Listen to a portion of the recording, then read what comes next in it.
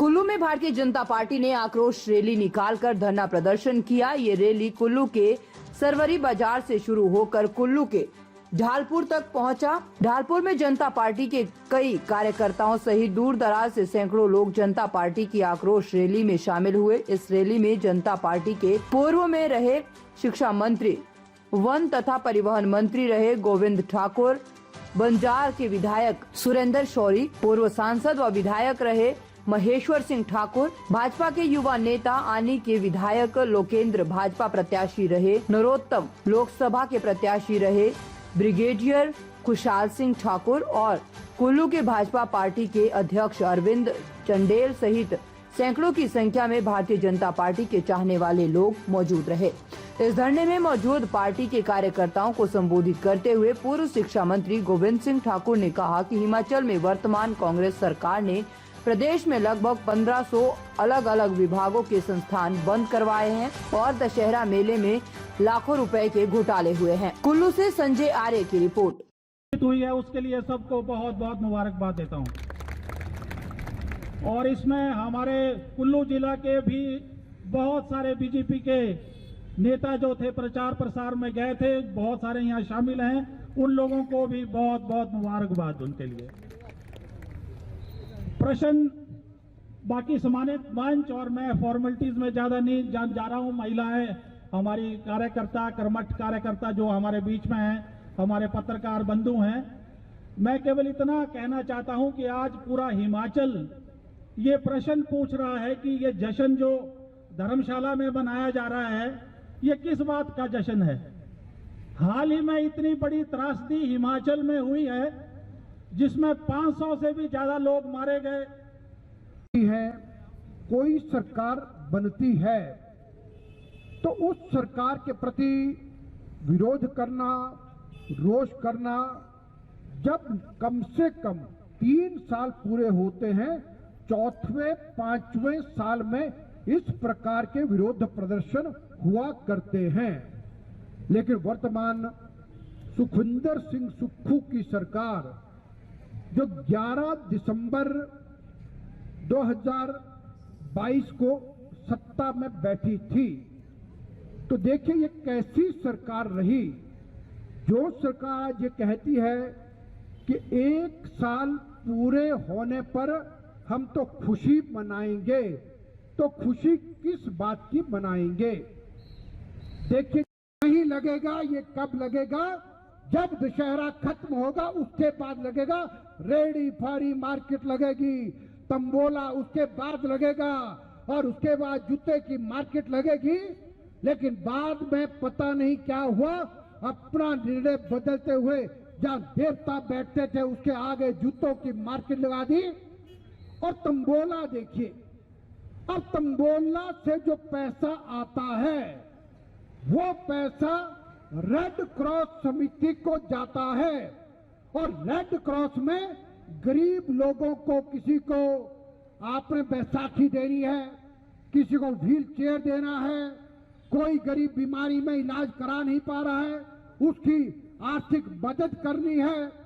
ऐसे अनेक प्रकार के सेवा के काम रेड क्रॉस में होते थे। तो देखिए कितना बड़ा भ्रष्टाचार हुआ होगा, अंदाजा लगाना चाहिए। हमारी सरकार के समय प्रभु जनता, आज भारतीय जनता पार्टी के कार्यकर्ताओं को आम जनता के साथ मिलकर के इस तरह की आक्रोश रैली निकालने की आवश्यकता क्यों पड़ी? आज हिमाचल प्रदेश सरकार को बने हुए 1 वर्ष का समय हो गया है और आज 11 दिसंबर को धर्मशाला में कांग्रेस पार्टी जश्न मना रही है।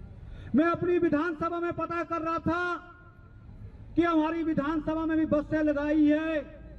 उन बसों में कितने लोग धर्मशाला जा रहे हैं। सुबह मैंने जानकारी ली, एक ड्राइवर कंडक्टर को फोन किए तो पता चला कि बंजार विधानसभा से 7 बसें HRTC की इन्होंने की थी।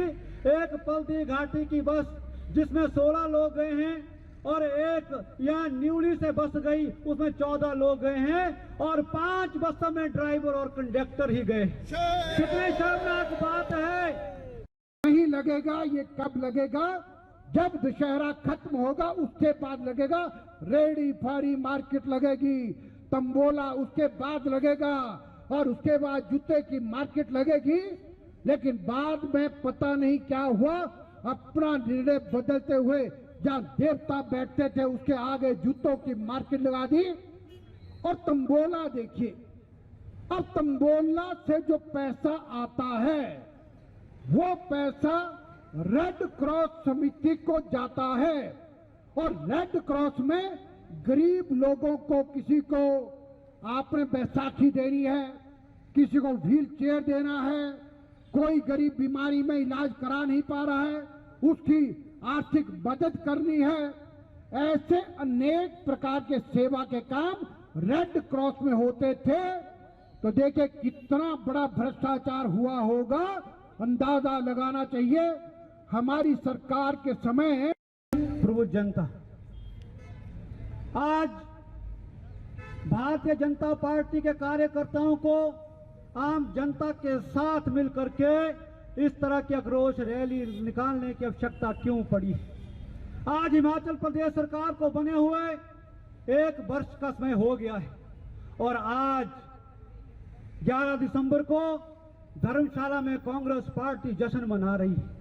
मैं अपनी विधानसभा में पता कर रहा था कि हमारी विधानसभा में भी बसें लगाई है, उन बसों में कितने लोग धर्मशाला जा रहे हैं। सुबह मैंने जानकारी ली, एक ड्राइवर कंडक्टर को फोन किए तो पता चला कि बंजार विधानसभा से 7 बसें HRTC की इन्होंने की थी।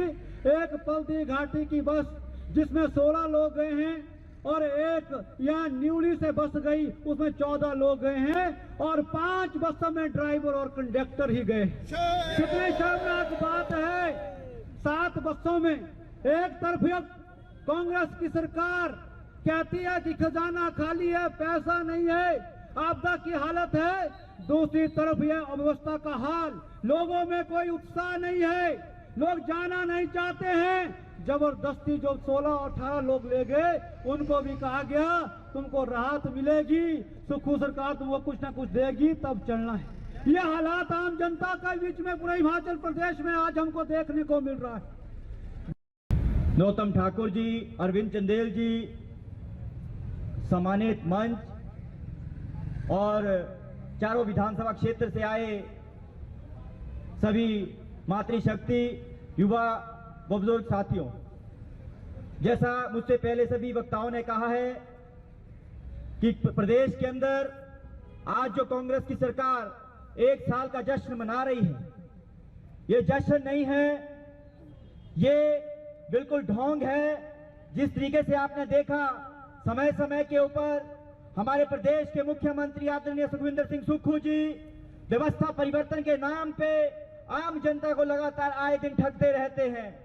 अभी राय साहब ने कहा, आदरणीय ब्रिगेडियर साहब ने कहा कि प्रदेश के अंदर और देश के अंदर पूर्व के समय के अंदर जो कांग्रेस की सरकारें रही है, कोई सरकार बनती है तो उस सरकार के प्रति विरोध करना, रोष करना, जब कम से कम 3 साल पूरे होते हैं, 4वें 5वें साल में इस प्रकार के विरोध प्रदर्शन हुआ करते हैं। लेकिन वर्तमान सुखविंदर सिंह सुक्खू की सरकार जो 11 दिसंबर 2022 को सत्ता में बैठी थी, तो देखिए ये कैसी सरकार रही जो सरकार ये कहती है कि 1 साल पूरे होने पर हम तो खुशी मनाएंगे। तो खुशी किस बात की मनाएंगे? देखिए जब ये सरकार में आए तो पहली कैबिनेट में एक निर्णय किया गया कि पूर्व भारतीय जनता पार्टी की सरकार के समय ताज़ा खबरों से जुड़े रहने के लिए हमारे चैनल को सब्सक्राइब करें और बेल आइकन को दबाना ना भूलें ताकि हर खबर की नोटिफिकेशन आपको मिलती रहे।